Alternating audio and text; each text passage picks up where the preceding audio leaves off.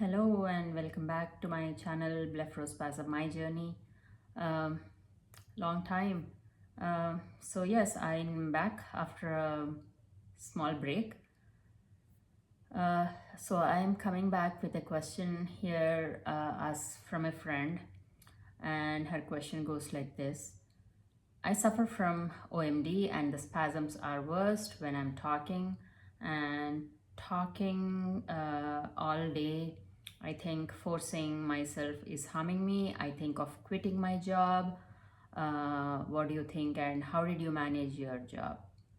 I think I mentioned all what I did during my job, how I managed. Of course, it's not just me, one person, it's my family, my friends, everybody are in it, I would say.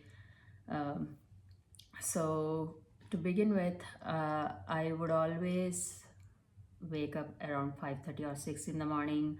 I would give myself enough time for the yoga, pranayama, breathing, and then take a bath and my prayers, my morning prayers. Again, after this, I would sit for a 20-minute deep breathing, and then I start my work at 8 o'clock in the morning.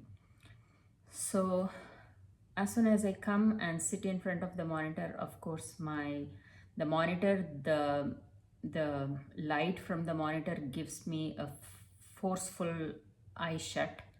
So I needed that breathing session before I start work.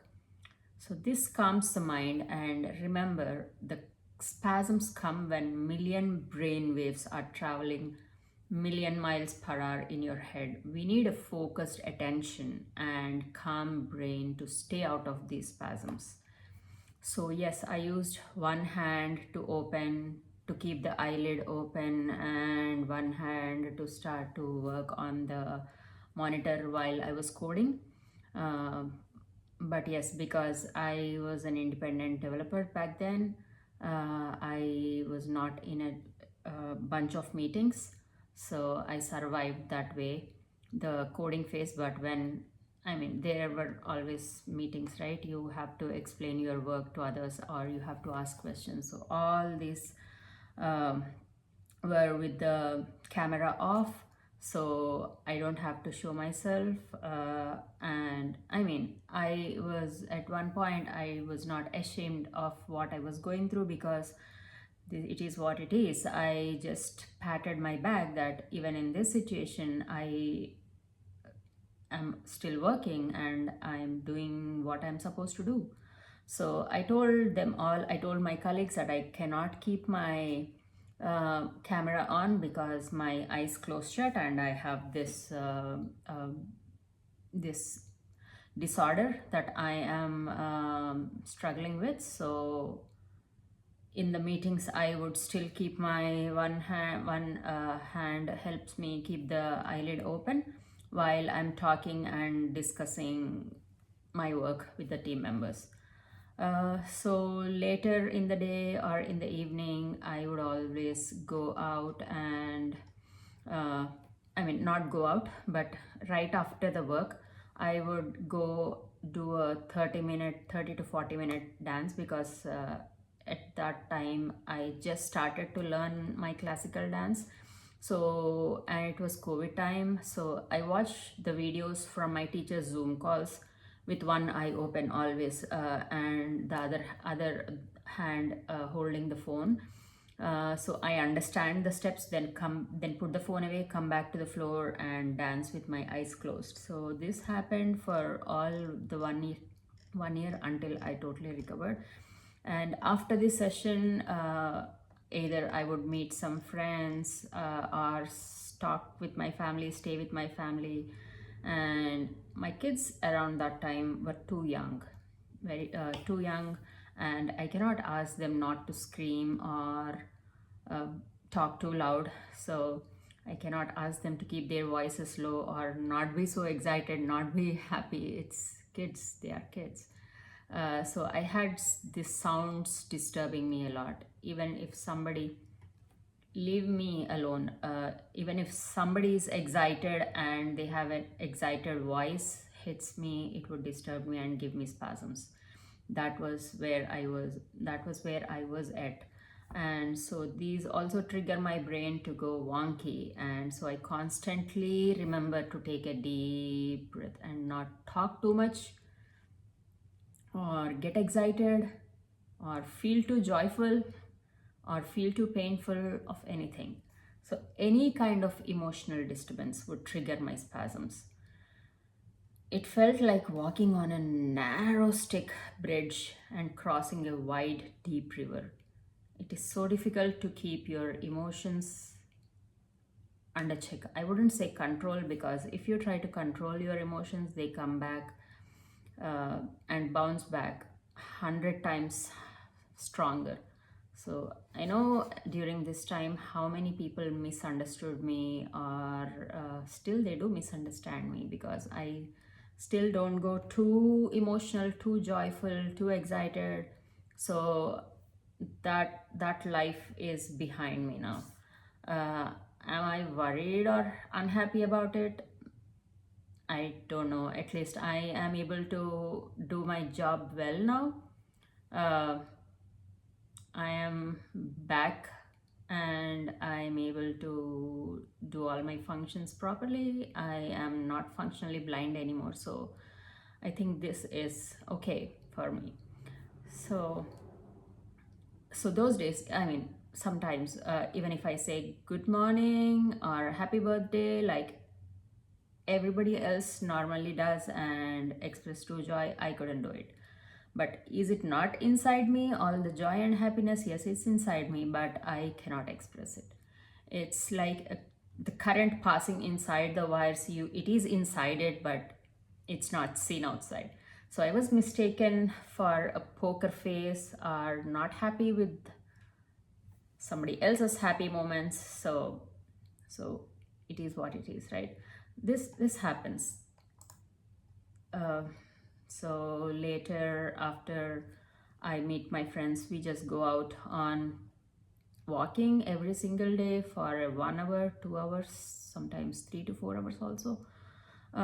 So in winters, since nobody comes to the parks, uh, my husband used to keep an eye out on me, and while the kids are playing beside him, and I used to walk with my eyes closed. And in the summers, he used to hold my hand and walk me so I don't bump into anybody or I don't fall off with any hurdles. Apart from this, when I eat, when the tongue touches the taste of the food, I get spasms on the cheeks, the jaws, and don't ask me how many times I bit my tongue, and it was so painful. Yeah, and so I cannot chew, or my eyes closed shut completely, that I cannot open for some time, because that one moment the taste touched the tongue, the 1 millisecond moment, right? So yeah, I started to eat alone because of this, without multitasking, without watching anything, without anybody disturbing me around me, or without anybody. My husband used to keep my kids away while I was eating.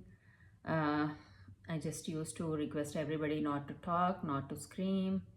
So, even eating was an activity that I needed to focus on, I needed to improve myself on, and I needed to keep the spasms under control. So, every bite I chew would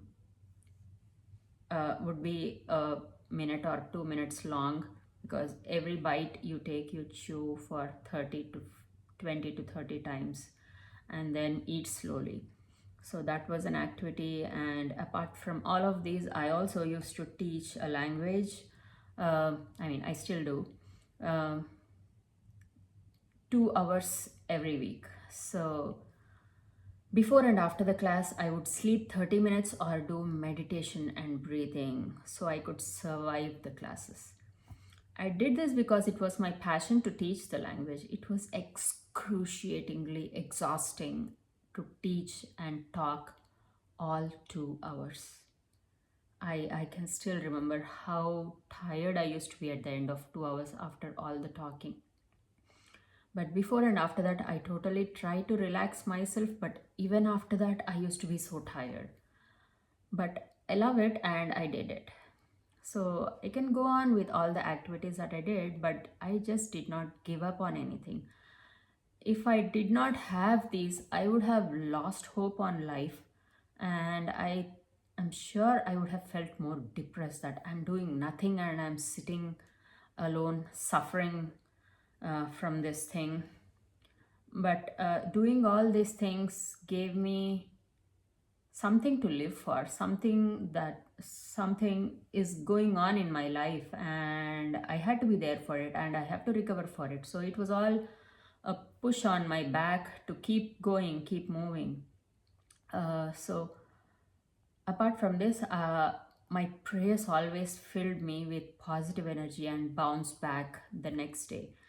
I don't want to promote again the texts that I read, but the sounds from those texts and reciting all of those made me more positive, and they keep me positive and uh, with high spirits, not to give up on anything, keep challenging yourself, keep moving forward. uh, so in if coming to your case, if you think you can take it easy and you have that option, definitely you need to go for it. But remember that again, when you recover, you have to build yourself harder and stronger to bounce back twice as tough as you are right now. Because don't underestimate yourself that you are doing anything less. Managing dystonia itself is not easy. It's a tough man's job. Not not a weak-hearted person cannot take it. So do more of what makes you happy, and this keeps your spasms less. And the brain should get used to that no spasm environment, so it will imitate the same in other challenging zones. And that is where you are building and you are getting more resistant to the spasms, and you are building your brain stronger. I hope this helps, and I will get back with more answers and more videos in the next couple of months. I have a list of things that I have to do, or the list of questions that I have to answer, and there are some requests coming from friends on the community, and I have a lot more to answer there. Yep, stay tuned and keep recovering. Thank you so much for watching. Bye.